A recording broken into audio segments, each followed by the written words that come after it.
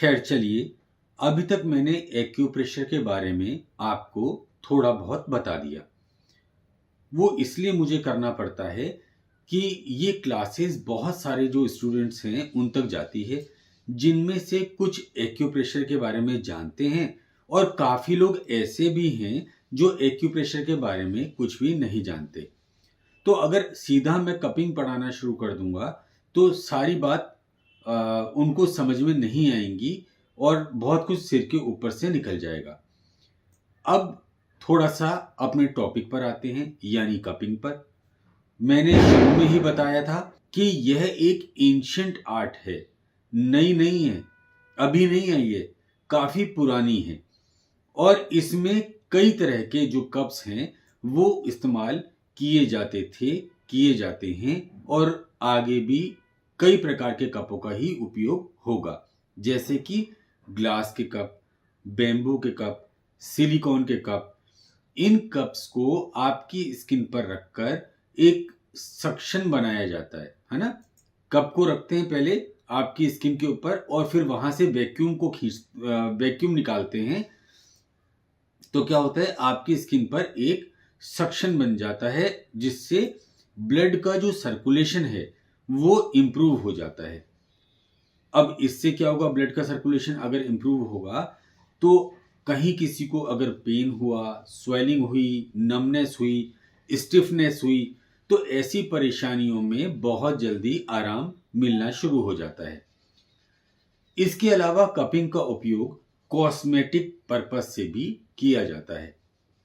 आजकल मार्केट में बहुत प्रकार के कप जो हैं वो मिल जाते हैं, पर सिलिकॉन के जो कप हैं वो ज़्यादातर इस्तेमाल किए जाते हैं। ऐसा कोई विशेष फ़ायदा या ऐसा कोई विशेष नुकसान नहीं है कि आपको सिलिकॉन का नहीं लिया तो बहुत भारी नुकसान हो जाएगा, है ना। या सपोज मान लीजिए कि कोई दूसरा कप यूज़ किया तो वो रिजल्ट नहीं मिलेंगे, ऐसा कुछ नहीं है ना।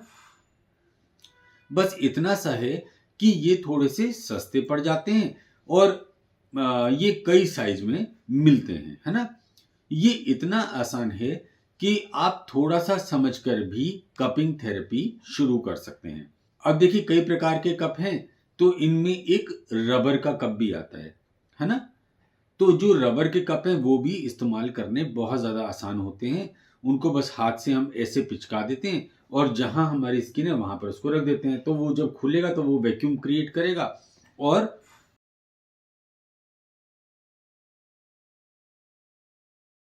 वहां पर भी सर्कुलेशन इंप्रूव होगा।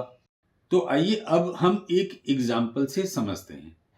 मान लीजिए आपको कफ और कोल्ड हो गया है ना। अब हम क्या करेंगे कफ और कोल्ड को ठीक करने के लिए, अगर हमें कफ एंड कोल्ड हो गया है, आप अपनी पीठ पर यूबी मेरिडियन पर जाएंगे। ठीक है, यूबी मेरिडियन आप जानते हैं हमारी स्पाइन के साथ साथ चलती है। लंग्स के बैकशू पॉइंट पर, लंग्स का जो बैकशू पॉइंट है उस पर कपिंग कर देंगे। अब मानिए आपको पता ही नहीं है कि लंग का बैकशू पॉइंट कौन सा है, आप नए हैं एक्यूप्रेशर में, आप नहीं जानते कि लंग्स का बैकशू पॉइंट कौन सा है ना। क्योंकि जो एक्यूप्रेशर जानते हैं वो तो डेफिनेटली इस चीज को जानते होंगे ना। तो अब हम क्या करेंगे, अगर हमें ये भी नहीं पता कि लंग्स के बैकशू पॉइंट हैं तो हैं कौन से। आप जानते हैं कि लंग, हार्ट हमारे बॉडी के अपर पार्ट में आते हैं, है ना। ठीक है, तो आप क्या करेंगे, आप अपनी स्पाइन को 3 पार्ट में बांट देंगे। ठीक है, अब पहले पार्ट में, यानी अगर हम इसके, ये आपकी स्पाइन है मान लीजिए, और स्पाइन के आपने 3 टुकड़े किए, 3 पार्ट किए।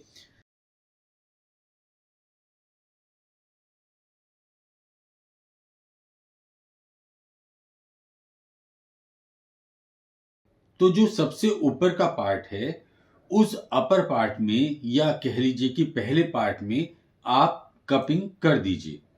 आप अपनी स्पाइन को 3 पार्ट में बांट दीजिए, अपर पार्ट, मिडिल पार्ट और लोअर पार्ट। फाइन, 3 पार्ट में बांट दीजिए। अब जो अपर पार्ट है या जो पहला पार्ट है आप उस पर कपिंग कर दीजिए। यहां से आपने स्पाइन को नापा और जो सबसे ऊपर का पार्ट है उसमें आपने कपिंग कर दी, ठीक है।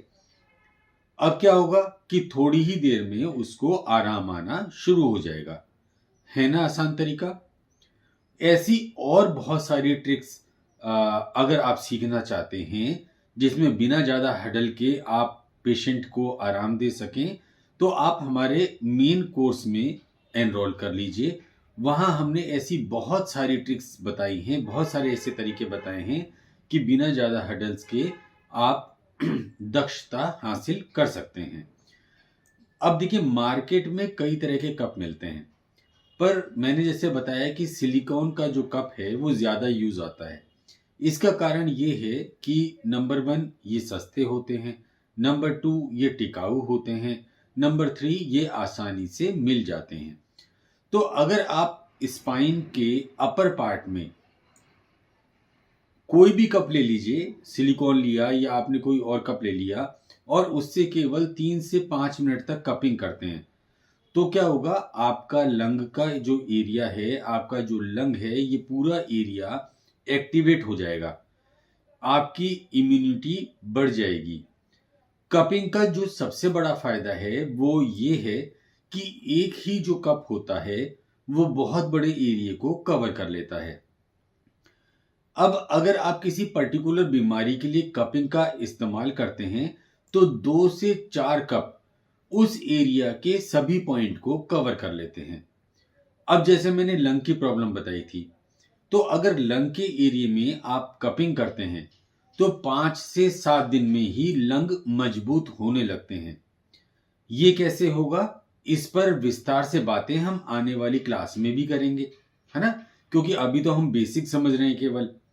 मैं आपको यहां बता दूं कि UB11 से 16 तक, यानी UB11 से UB16 तक के पॉइंट हमारे अपर पार्ट के लिए काम करते हैं।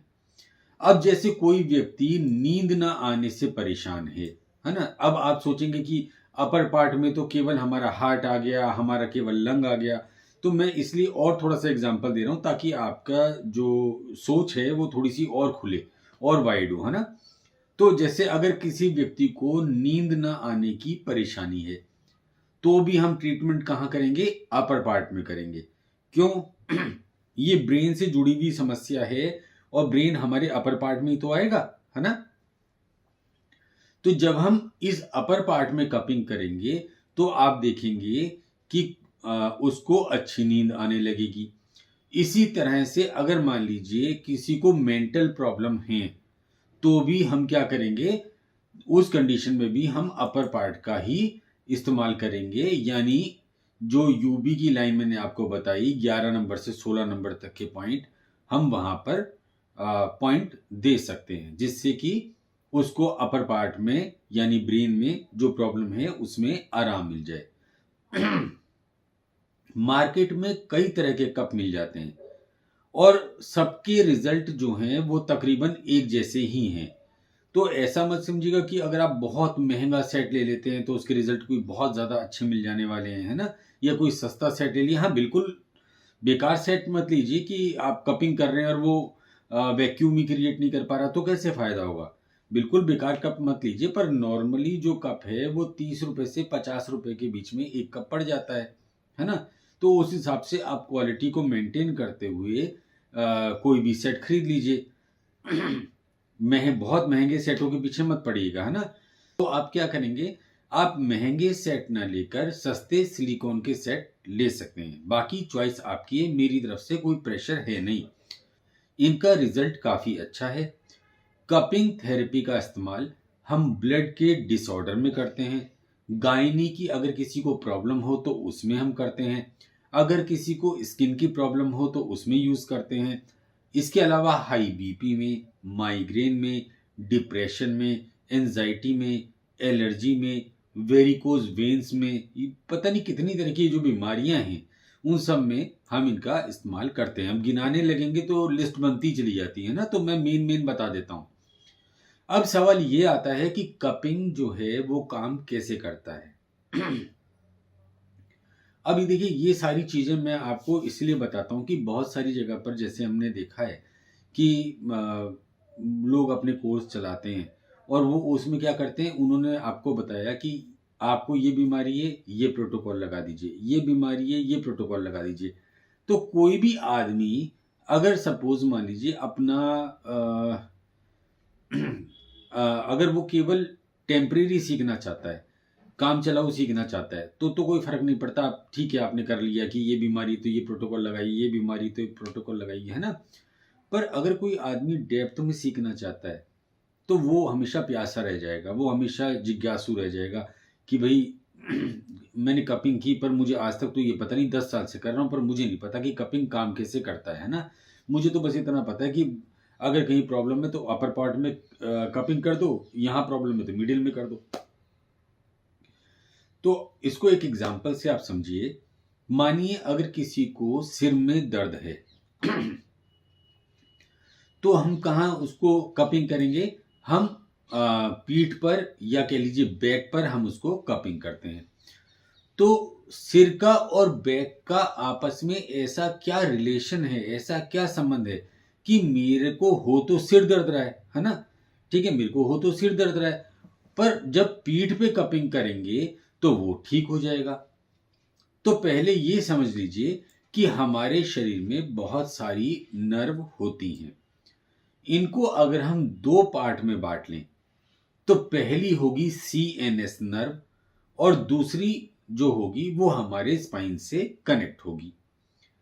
अब मानिए आपके शरीर में कहीं पर भी कोई दिक्कत है, कोई परेशानी है, कोई तकलीफ है, तो वो पार्ट जो है जहां तकलीफ है, परेशानी है ना, वो अपना मैसेज स्पाइन को भेजता है। अब जैसे मानिए किसी को कंधे में प्रॉब्लम हुई, तो अगर आप जानकार हैं, थोड़ा बहुत आपने पढ़ा है, तो आप समझेंगे कि पेन C7, C6, C5 इनमें से कहां पर है ना, क्योंकि ये सब स्पाइन से कनेक्ट हैं।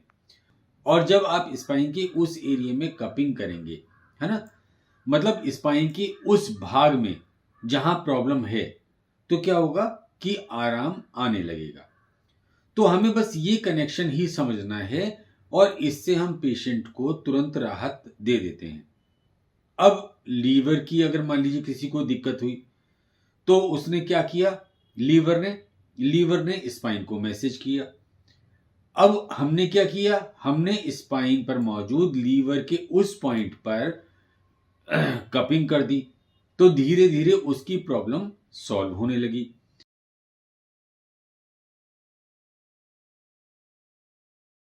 हम इस क्लास में एक्यूप्रेशर के कुछ बेसिक कॉन्सेप्ट जो हैं उनको भी समझने की कोशिश कर रहे हैं, साथ ही साथ कि कोर्स का नाम भी है ना कि एक्यूप्रेशर और कपिंग, हमने दोनों ही चीजें ली हैं, है ना, क्योंकि बिना एक्यूप्रेशर को जाने जब आपको पता ही नहीं है कोई लिंक, तो आप कपिंग करेंगे तो कहां करेंगे। तो अब हम एक्यूप्रेशर के एक और बेसिक कॉन्सेप्ट को, पर जो बहुत ही ज्यादा इंपॉर्टेंट है, उसको भी शॉर्ट में समझ लेते हैं। वो कॉन्सेप्ट क्या है, वो कॉन्सेप्ट है यिन और यांग। ये बेसिक कॉन्सेप्ट तो है, पर एडवांस तक ये आपका साथ नहीं छोड़ने वाला। जब तक आप एक्यूप्रेशर कर रहे हैं, एक्यूप्रेशर सीख रहे हैं, ये आपका साथ नहीं छोड़ेगा। यिन और यांग, इसको समझे बिना आपका डायग्नोसिस भी पूरा नहीं हो सकता किसी भी कीमत पे। अब मैं आपको एक सिंबल दिखा रहा हूं। इस सिंबल में जो डार्क पार्ट है वो यिन है और जो ब्राइट पार्ट है वो यांग है।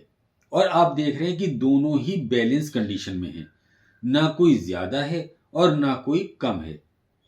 अब इस पिक्चर से हमें ये समझ में आता है कि जब तक ये दोनों बैलेंस में रहेंगे तब तक सब कुछ सही रहेगा, हम बीमार नहीं पड़ेंगे, हमें कोई तकलीफ नहीं होगी।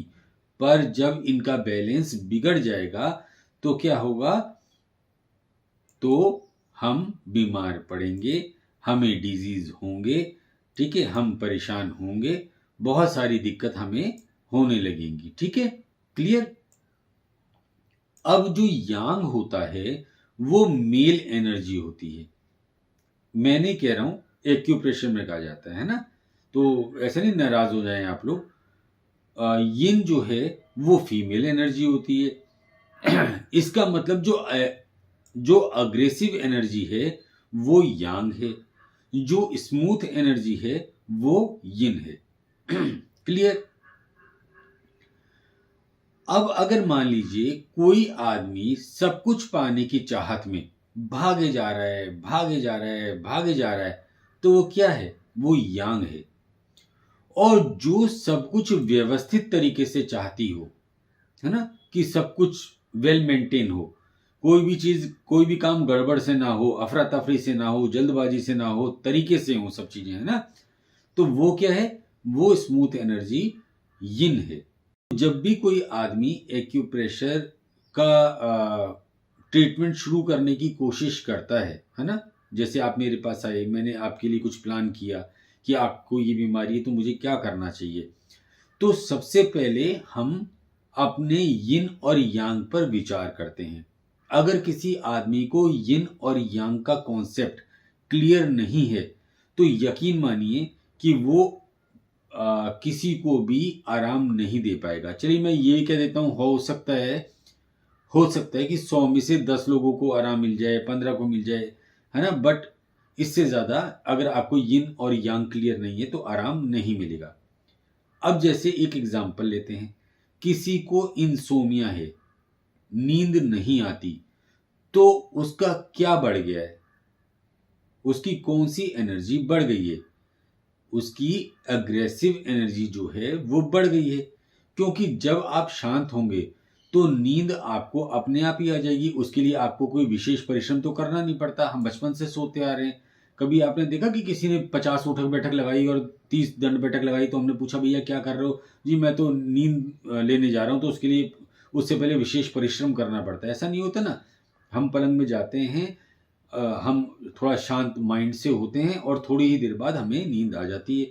मुझे तो खासकर जब मैं पलंग पे जाता हूँ तो हार्डली 2 से ढाई मिनट लगता होगा, हार्डली, वरना उससे पहले ही मुझे नींद आ जाती है। मैं पलंग पे लेटा और 1-1.5 मिनट बीता और मैं सो गया, है ना। और नींद भी मुझे बहुत गहरी आती है, क्यों? अगर मेरे बगल में कोई पटाखे भी फोड़ दे तो मुझे पता नहीं चलता। अब जो यांग है, यांग में कई चीजें आती हैं। वो मस्कुलर होगा, है ना, मसल्स जो हैं वो यांग में आएंगी।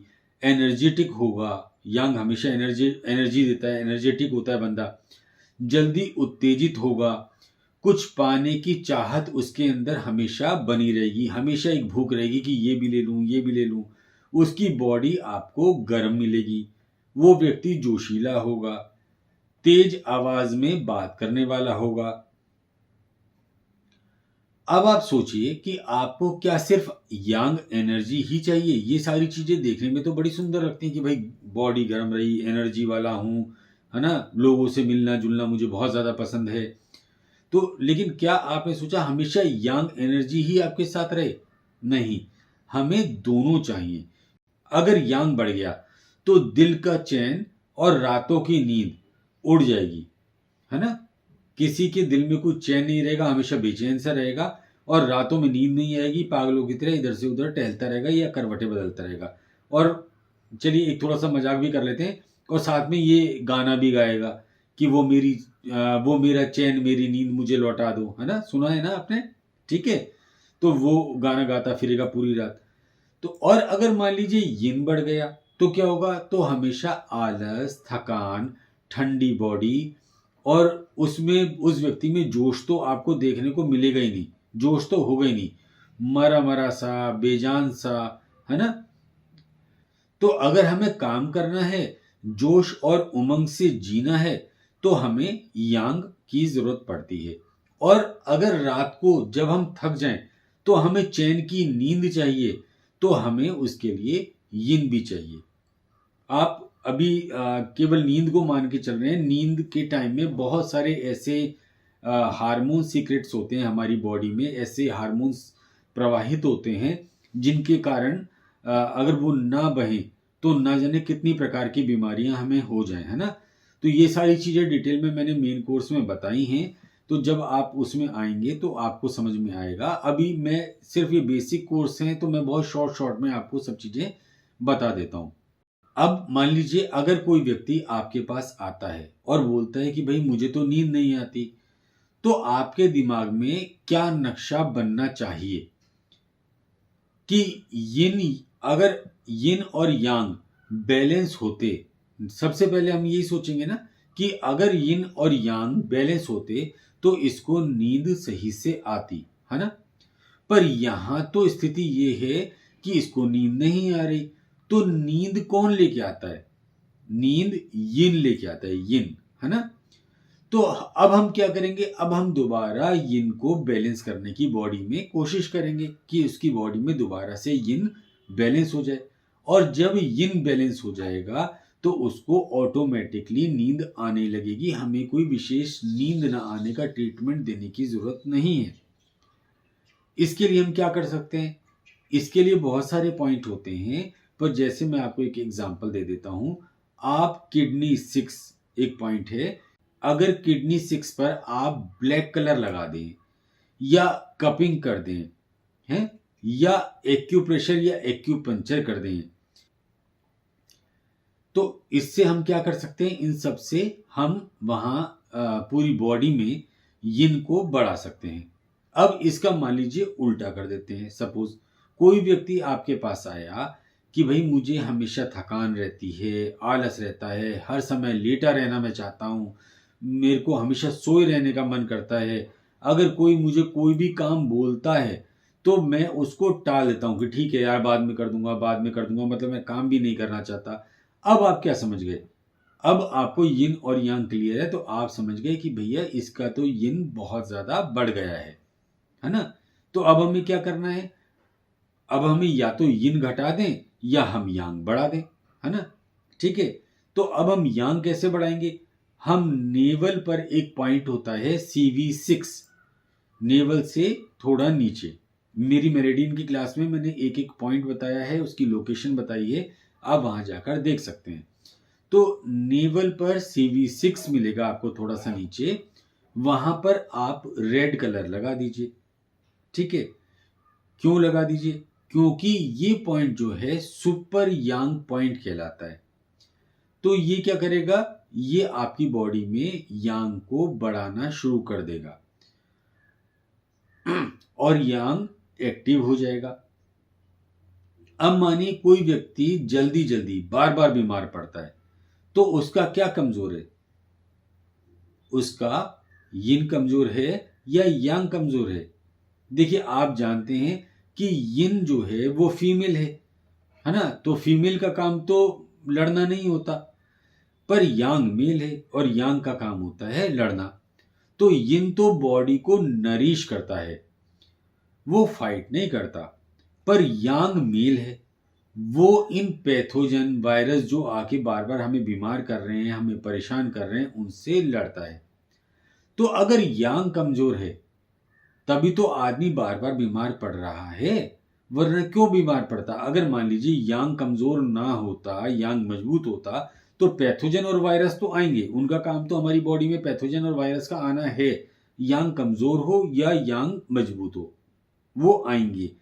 पर वो आने के बाद हमें बीमार ना कर पाए, हमें तकलीफ ना दे पाए, तो उसके लिए यांग का मजबूत होना बहुत जरूरी है ना। तो पैथोजन वायरस आए, हमारे यांग ने उनको पीट के बाहर निकाल दिया। और अगर यांग कमजोर है तो पैथोजन वायरस आए, उन्होंने यांग को पीट दिया और अंदर घुस गए। समझ रहे हैं आप? ठीक है, तो अगर मान लीजिए किसी का यांग कमजोर है और वो बार बार बीमार पड़ रहा है, तो हम 3 पॉइंट का एक प्रोटोकॉल लगाएंगे। ठीक है, और ये प्रोटोकॉल मैंने नहीं दिया है, ये इंटरनेशनल प्रोटोकॉल है।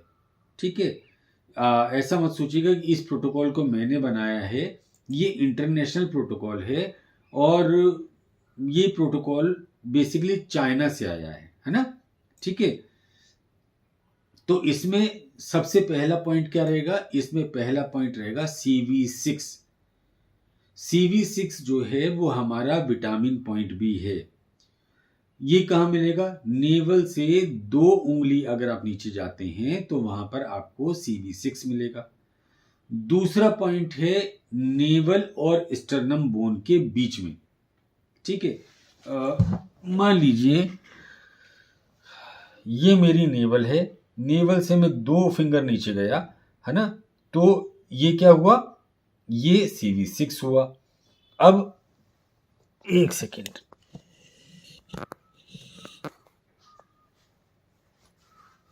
अब ये देखिए, ये मेरी स्टर्नम बोन है, ये मेरी नेवल है। अब इन दोनों के अगर मैं बीच का एरिया पकड़ लूं, है ना, ठीक है, तो ये हो गया हमारा CV12।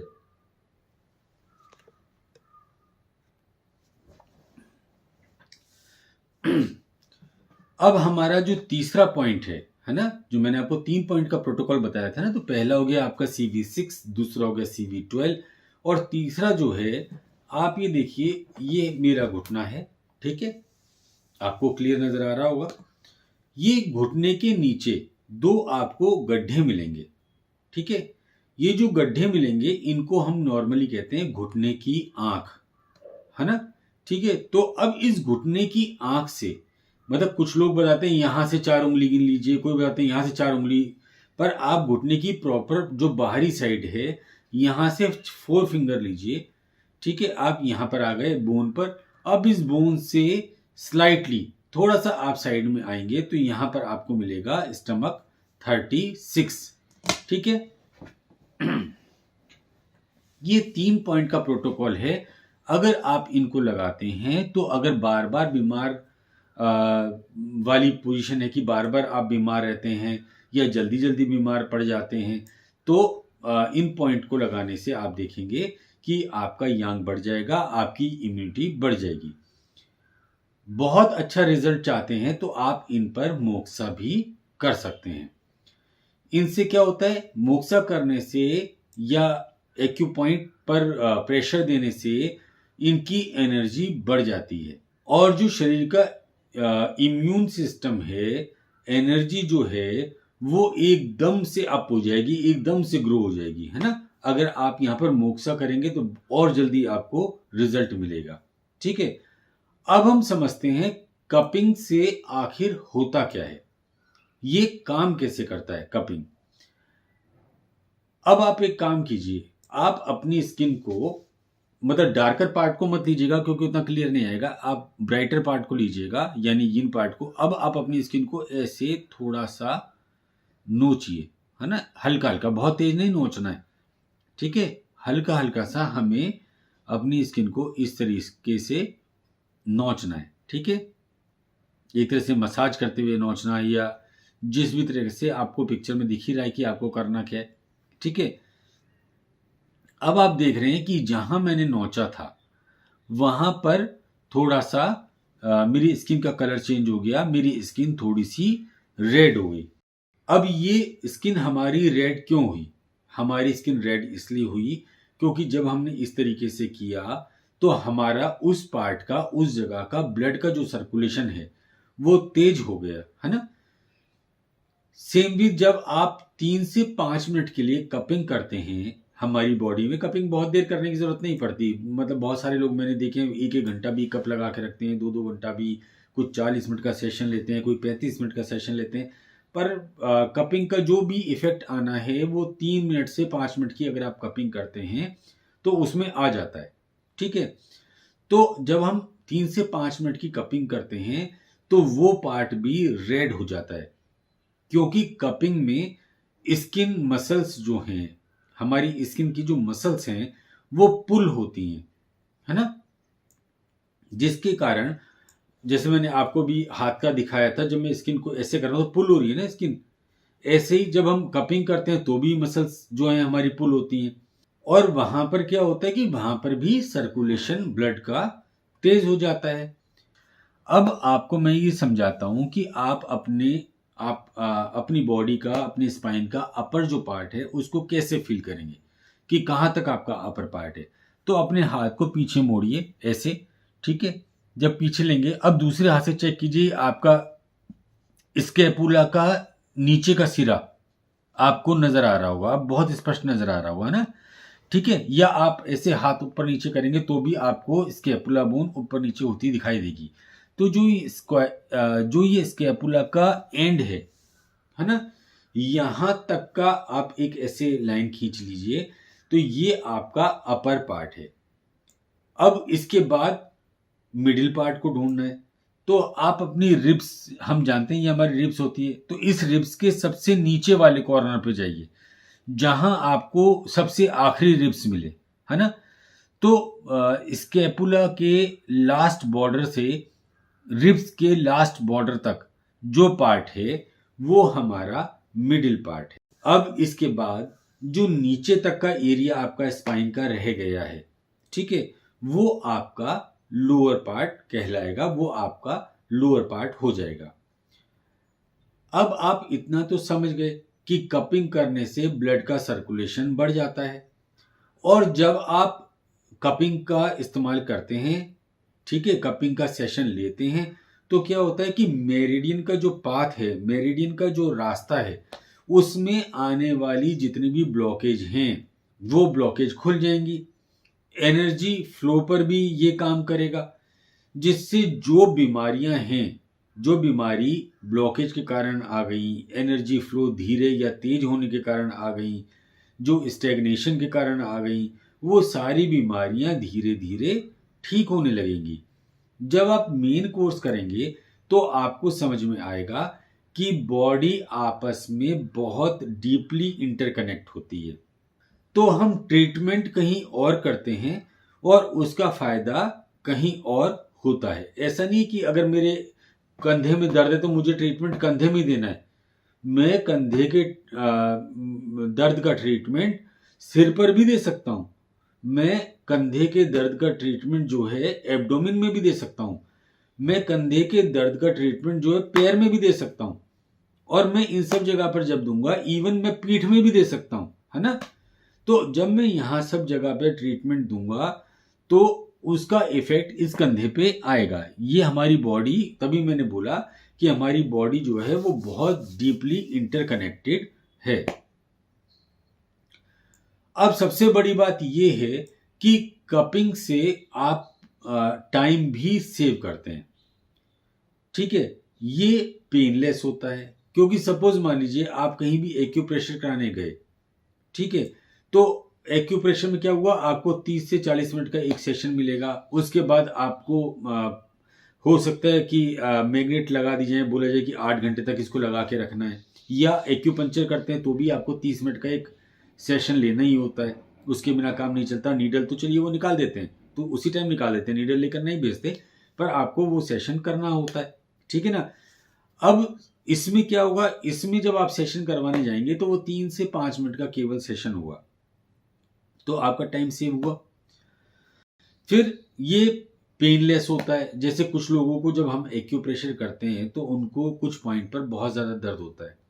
एक्यूपंक्चर में दर्द बहुत कम होता है, पर लोग नीडल से बहुत ज्यादा डरते हैं कि नीडल लगेगी, है ना, दिमाग में भरा हुआ इंजेक्शन वाला खौफ।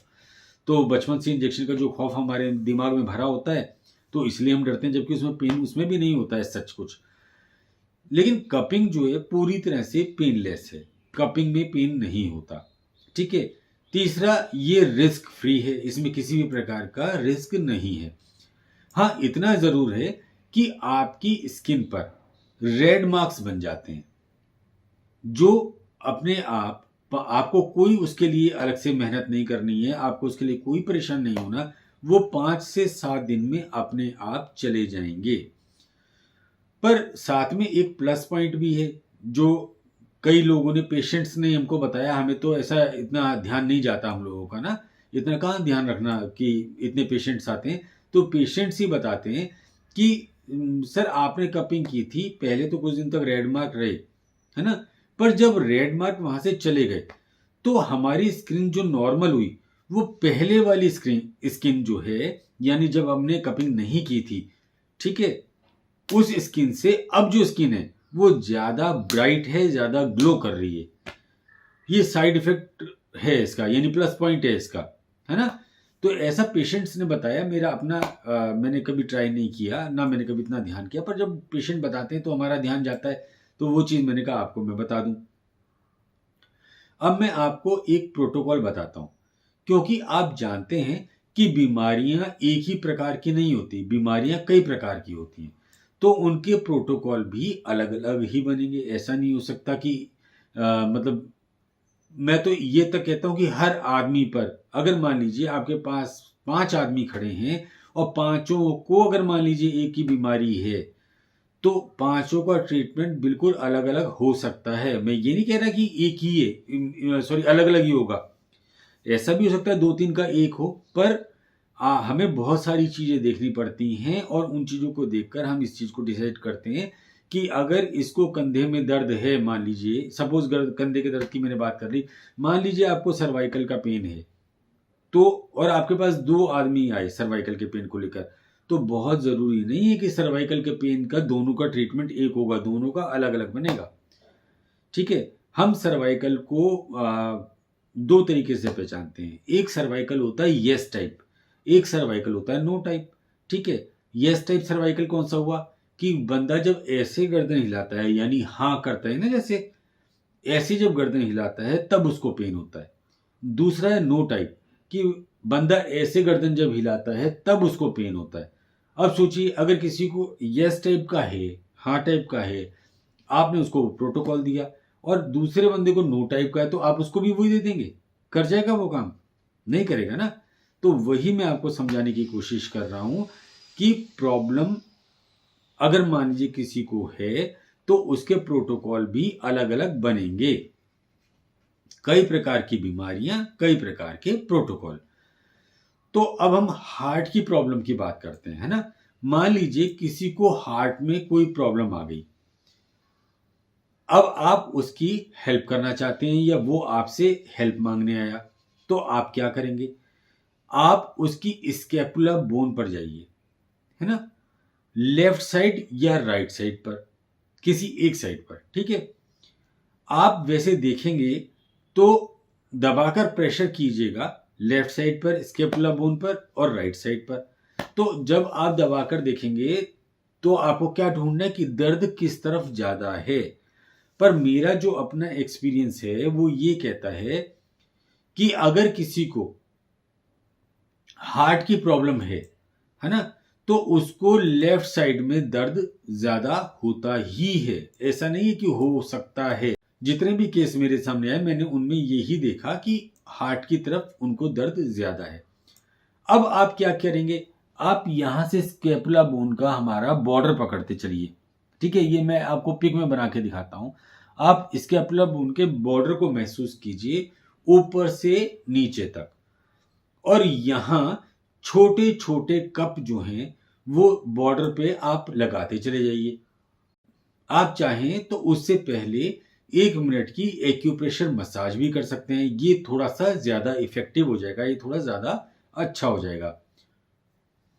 ऊपर से, है ना, ऊपर से और एक्जिला के पास तक का जो हार्ट का पेशेंट है उसको इन दोनों जगह पर जो दर्द मिलेगा वो थोड़ा सा ज्यादा मिलेगा। बाकी एक्जिला के बॉर्डर पे तो आपको लेफ्ट साइड में मिलेगा ही, पर ऊपर की साइड और एक्जिला की साइड दर्द थोड़ा सा ज्यादा मिलेगा। जब आप, मैं ये तब की बात कर रहा हूं जब आप कप लगाते हैं, है ना, कप के टाइम वो आपको बोलेगा, वरना क्या होता है कपिंग हमारी जो होती है वो पेनलेस होती है। अब अगर एक व्यक्ति कंफर्टेबल है, उसको ज्यादा कोई तकलीफ है नहीं, कंफर्टेबल है, बोले जी मैं कंफर्टेबल हूं, तो आप कप 1 मिनट की जगह उसको 3 से 4 मिनट तक भी लगे रहने दे सकते हैं और उसके बाद आप कप हटा सकते हैं। अब आप देखेंगे जब आप फर्स्ट सीटिंग में ही आप महसूस करेंगे कि जो बंदा आपके पास आया था उसको फर्स्ट सीटिंग में ही 60 से 90% तक आराम महसूस होगा। वो कहेगा आपको कि भाई एक्सीलेंट, अब तो मुझे काफी कम दर्द है या मुझे बिल्कुल भी दर्द नहीं है ना। इसी तरह कई पॉइंट हैं जो इमीडिएट इफेक्ट देते हैं। ठीक है, जैसे माइग्रेन में, लीवर में, इनको हम एक एक करके सीखते जाएंगे और मेरे मेन कोर्स में तो ये सारे पॉइंट हैं ही, है ना। तो वहां से भी आप इनको देख सकते हैं।